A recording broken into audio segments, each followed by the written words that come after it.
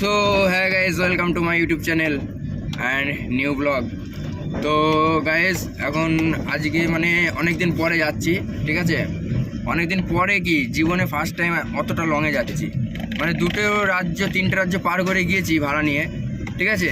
কিন্তু আজ প্রথম হচ্ছে তোমার অনেকটা দেশ, মানে বলতে গেলে আমাদের ওই অফ সাইড ওটা, ঠিক আছে। তো কোথায় কি যাচ্ছি সবই ভিডিওর মধ্যে জানতে পারবে। আর আজকে আমি একা যাচ্ছি না, আমার একটা ভাই আছে, এই যে শুভর নাম। তো ও আমি দুজনে মিলে যাচ্ছি, ও আমার সাথে থাকে এখন, কারণ একা একা আমি যাই না, কারণ একটা দুর্ঘটনা ঘটে গিয়েছে বলে। আর বিষয় হচ্ছে সেই সব এখনও তো বলিনি যে আমার ওই গাড়িটা কী হয়েছে না হয়েছে। এমনি ছবি টবি হয়তো তোমরা দেখেছো ইউটিউবে, বাট আমি এখনও কিছু বলিনি। তো ওটাও বলবো, গাড়িটা আসুক তারপরে সব ডিটেলসে তোমাদের কাছে সব বলবো, ঠিক আছে। তো এখন সকালবেলা প্রায় 6টা বাজে, এখন আমি লোডে যাচ্ছি। আর লোডে কী কী যাবে সবই তোমরা ভিডিওর মানে যেখানে লোডে যাবো সেখানে গিয়ে দেখতে পারবে কী কী লোড করছি। তো চলো যাওয়া যাক, ঠিক আছে। তো এটা আমাদের গ্রামের রাস্তা, ঠিক আছে। দুই দিকে মানে মাঠ, এবার একটা পাড়া মতন আসবে। তো চলো যাওয়া যাক। আর একদম ওইখানে গিয়ে কথা হবে। আমি যাবো এখান থেকে প্রায় 7 কিলোমিটার দূরে, 7 কিলোমিটার ওখানে গিয়ে মানে 7 কিলোমিটার যাবো, তারপরে সীমানগর বলে 9 মাইল বলে একটা জায়গা আসবে। ওই জায়গা থেকে বিএসএফ স্যারদের মাল উঠবে গাড়িতে। আর কি কি মাল উঠবে সবই তোমাদেরকে জানাবো। তো চলো যাওয়া যাক। তো গাইজ এই যে ভাঙাচোরা রাস্তায় চলে এসেছি। এই ভাঙাচোরা রাস্তাটা পার করলে একটা ভালো রাস্তা পড়বে, তারপরে গিয়েই ওখান থেকে 4 কিলোমিটার গেলেই আমার মানে গন্তব্যস্থল যাকে বলা হয় আর কি, সেইখানে চলে আসবো, ঠিক আছে। চলে যাবো, তো চলো যাওয়া যাক। তো ভাই দেখো চারিদিকে দেখো সর্ষে ফুল, ঠিক আছে। আর ভালোই লাগে এখন সকালবেলায়, শীতের সকালটা ভালো লাগে, গরমের সকালটা অতটা ভালো লাগে না, গরম লাগে। শীতকালটা আমার এমনি ভালো লাগে।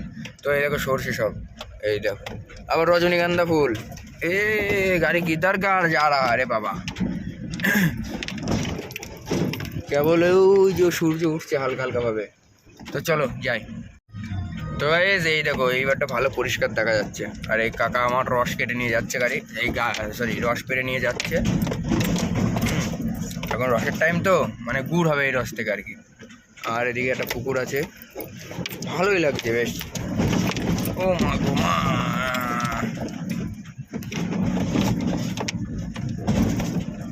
কাদের বাড়ি গ্রামের দিকে একটা কমেন্ট করে জানিও। আর খানকে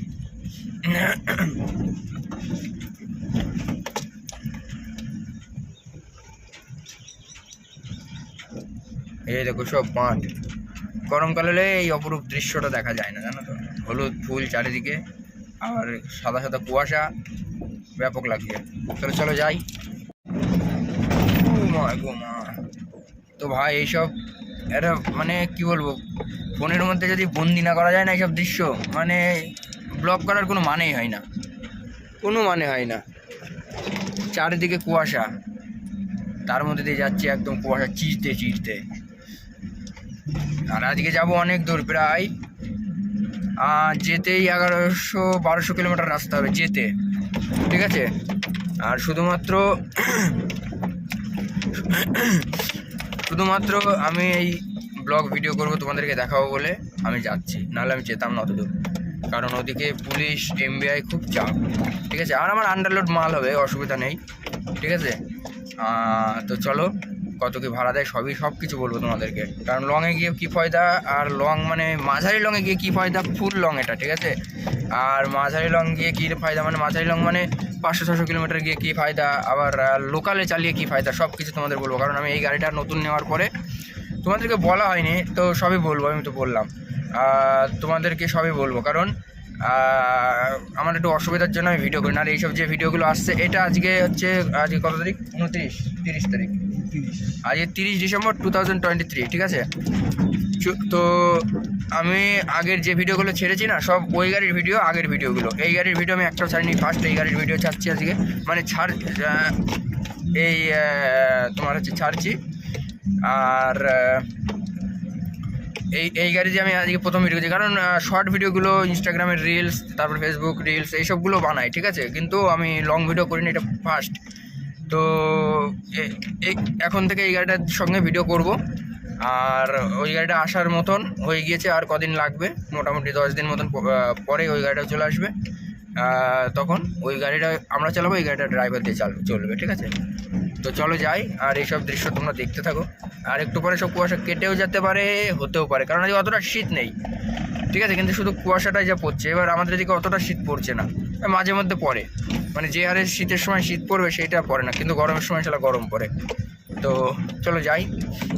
সো গাইস, লোডিং কমপ্লিট, এই যে সবই দেখাতে পারলাম না। আর ওইটাও সব দড়িগুলো ক্যারেটগুলো বাজছে, আর পুরো কমপ্লিট, এই যে বাঁধা বুধো সব কমপ্লিট। তো চলো বাইরে বেরোই, তারপরে কথা হচ্ছে। পুরো কমপ্লিট বাঁধা, দড়ি তিরপল করা হয়ে গিয়েছে। এবার ওই ক্যারেটটা বাঁধছি। ক্যারেটের মধ্যে আমার গ্যাস চুলা আছে, ওরে বাবা, গ্যাস সিলিন্ডার আছে, তারপরে বালতি ফাল্টি আছে, হাঁড়ি আছে, এটা ছান করি, এটা আছে, সব কিছুর মধ্যে আছে। আর এর মধ্যে সব কিছু লাগে, এটা এনাদেরই কাজ, ওখানে জায়গা ছিল না তাই এখানে রেখে দিয়েছি। তো সব কিছু কমপ্লিট, চলো বাইরে গিয়ে কথা হবে। তো ভাই পুরো কমপ্লিট, ঠিক আছে, গাড়ি ফাড়ি সব রেডি। এখন যে পাসিং তৈরি হয়, তো বিএসএফদের মানে ক্যাম্পের একটা পাসিং তৈরি হয়, গেট পাস, ঠিক আছে? সেই গেট পাসটা নিয়ে আসতে গিয়েছে দেড় মাল। তো সেই গেট পাসটা হয়ে গেলে আমি এখান থেকে বেরিয়ে যাব, ঠিক আছে? তো গাড়ি সব অল কমপ্লিট টোটাল, শুধু এবার যাওয়ার রকেট পুরো নেকে তৈয়ার হেরে বাবু। তো চলো যাই, আর সঙ্গে থাকো, পুরো দেখাবো। 3-4 দিন 5 দিনের ট্রিপ হবে, ট্যুর হচ্ছে। আর আমার 2 জায়গায় খালি হওয়ার কথা আছে, আর ঘরের সামান যাচ্ছে, ঠিক আছে? মানে খাট ফাট, ফ্রিজ এইসব যাচ্ছে। তো 2 জায়গায় খালি হওয়ার কথা আছে। এক হচ্ছে নাগাল্যান্ড যেতে হতে পারে, মণিপুর, আর একটা হচ্ছে শিলং, মানে আসামের পরে, ঠিক আছে? আসাম থেকে 100-150 কিলোমিটার মতন গেলে শিলং পরে, ওখানে খালি হওয়ার কথা আছে। আর যদি না হয় তাহলে নাগাল্যান্ডের তোমার মণিপুরে। তো চলো যাই, আর এই হচ্ছে আমার গাড়ি। তো সব রেডি, চলো। তো ভাই সাহেব চলে এসছে হাই রোডে, কৃষ্ণনগর পার করে চলে এসছে। আর এই সব গাড়িগুলো সব দাঁড়িয়ে আছে, এটা জ্যাম না, এটা হচ্ছে পেছনে ব্রিজ হচ্ছে, ওই ব্রিজে সাদা মাটি ফেলছে, ঠিক আছে? মানে ওটাকে বালি মাটি বলে বেশিরভাগ, তো সাদা মাটি বলে। তো সেইগুলো ফেলার জন্য এখানে এতটা লাইন দিয়ে দাঁড়িয়ে আছে গাড়িগুলো। তো আমরা বেরিয়ে গিয়েছি, আর চলো যাই সামনে, অসুবিধা নেই। তো আজকের মধ্যে মোটামুটি আসাম ঢুকতে হবে, নাহলে আবার লেট হয়ে যাবে ওনাদের। আর ওই স্যার যাচ্ছে আমাদের সাথে, ওখানে আছে। তো চলো যাই। আর মাল একদম খুব জোরালে নেই করে 8 কুইন্টাল মাল হবে, ঠিক আছে? আর আমার 17 কুইন্টাল পাসিং, মানে আন্ডার লোড, নোট প্রবলেম, ঠিক আছে? তো চলো যাই, সামনে গিয়ে আবার কথা হবে। এই যে আমাদের হাই রোড,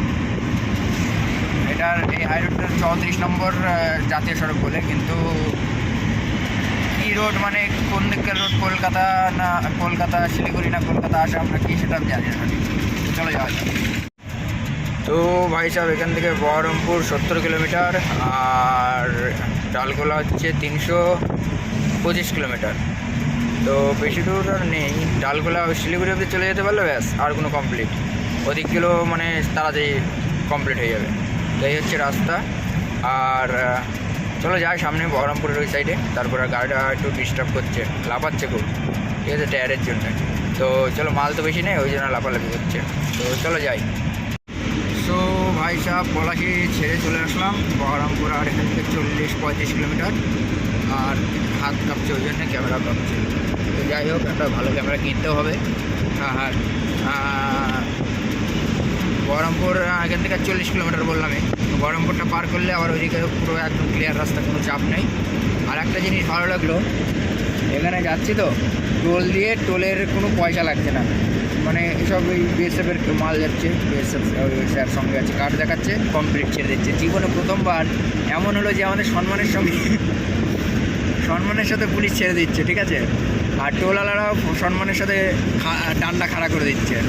তো যাই হোক, কোনো প্রবলেম নেই, একটা মজার সঙ্গে আছি, মজায় ট্রিপটা শেষ করবো। যাবো তো মজায়, কিন্তু আসার সময় তো আবার সেই গেজি গ্যাঞ্জাম হবেই, কারণ আমার পারমিট তো কাটাতেই হবে। পারমিট থাকলে হয়তো আশা করি অসুবিধা হবে না, তাও 51 নম্বর মানে বেঙ্গলের নাম্বার, তার উপরে আবার 51 শেষ মাথায়। তো সেই কারণে হয়তো ধরলেও ধরতে পারে, তবে যাওয়ার সময় কারোর ক্ষমতা নেই গাড়িতে হাত দেওয়া। তো চলো, যদি কেউ হাত দেয় তোমাদেরকে বলবো, তোমরা যদি পারো সাহায্য করো ওখান থেকে, ঠিক আছে? তো চলো যাওয়া যাক। যাই হোক, তো অনেকটাই রাস্তা আগিয়ে এসছি। আর এখান থেকে আমরা যাব কত কিলোমিটার, 1100 কিলোমিটার গিয়ে, মানে যেখানে 1100 কিলোমিটার হবে সেখানে গিয়ে আমরা খালি করবো।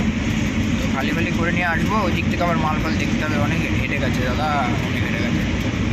তো তো চলো যাই, রাস্তা পুরো পরিষ্কার এরকমই রাস্তা থাকবে। আর রাতারাতি মোটামুটি আমাদের কুচবিহারে পৌঁছাতে হবে, ঠিক আছে? তো চলো যাওয়া যাক। তো ভাই সিঙ্গেল রাস্তা মানে জ্যাম, আর সামনে আছে রেলগেট মনে হয়। আর এই রাস্তায় রেলগেট আছে, হ্যাঁ। তো সামনে রেলগেটে যাই, দেখো ট্র্যাক্টরে মাল নিয়েছে, দেখো কত। ওই দেখো এটা হচ্ছে বেঙ্গল ট্র্যাক্টর পাওয়ার, হ্যাঁ। তো চলো রেলগেটটা যাই, ওখানে রেলগেটটার প্রতি তারপরে কথা হচ্ছে সিঙ্গেল রাস্তা। তো এর জন্য একটু জাম হয়, কারণ এখন এইরকম সিঙ্গেল রাস্তা যদি আগে মনে হয় পুরো ইন্ডিয়াতে সিঙ্গেল রাস্তা ছিল, তো এরকমই মনে হয় গাড়িতে যেত এরকমই, ঠিক আছে? কম কম গাড়ি, মানে একদিনের রাস্তায় 10 দিন লাগতো। কিন্তু এখন অনেক উন্নতি হয়েছে, আরও উন্নতি হবে আশা করি। এখন সব এক্সপ্রেস ওয়ে মানে এক্সপ্রেস রাস্তা বানাচ্ছে। তো চলো যাওয়া যাক।